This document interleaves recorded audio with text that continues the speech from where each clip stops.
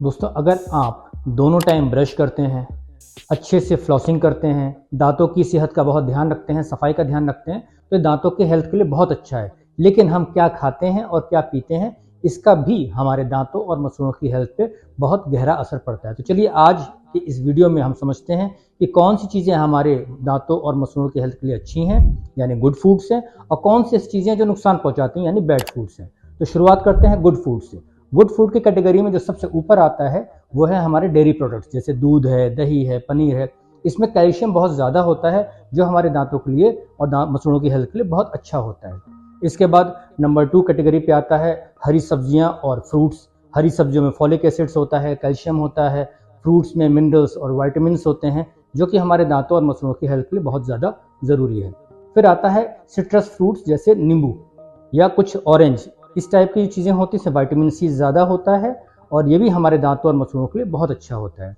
फिर आता है आलमंड्स, नट्स, बादाम, अखरोट जैसी चीज़ें जो शुगर में तो कम होते हैं लेकिन इसमें कैल्शियम और न्यूट्रिएंट्स और फाइबर काफ़ी ज़्यादा होता है। फ्रूट्स की अगर हम बात करें तो एप्पल एक ऐसा फ्रूट है जो हमारे दांतों की और मसूड़ों की हेल्थ के लिए बहुत ज़्यादा अच्छा है, क्योंकि इसमें एक तो आयरन, मिनरल्स, विटामिन बहुत होते हैं। दूसरा, जब हम इसको एज ए होल खाते हैं तो ये क्लीनिंग एक्शन भी करता है और सलाइवा को स्टिमुलेट भी करता है, जो हमारे दांतों मसूड़ों के लिए बहुत अच्छा होता है।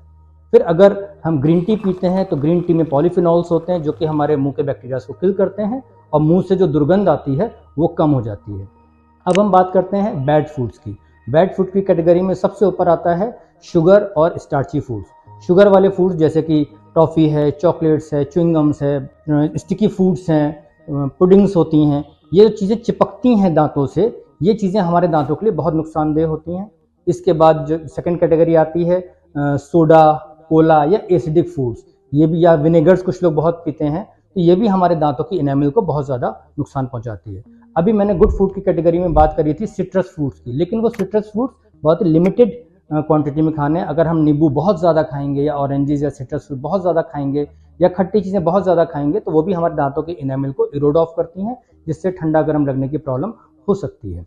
इसके अलावा अगर आप चाय या कॉफ़ी लिमिटेड मात्रा में पी रहे हैं तो कोई नुकसान नहीं, लेकिन अगर ज़्यादा पी रहे हैं तो ये हमारे दांतों के लेयर को स्टेन करती हैं। एल्कोहल्स जो लोग बहुत ज़्यादा पीते हैं उससे हमारे मुंह में ड्राइनेस आ जाती है, सलाइवा का सलाइवेशन कम हो जाता है, मुंह हमारा ड्राई हो जाता है, जो कि कैविटीज़ को जन्म देता है।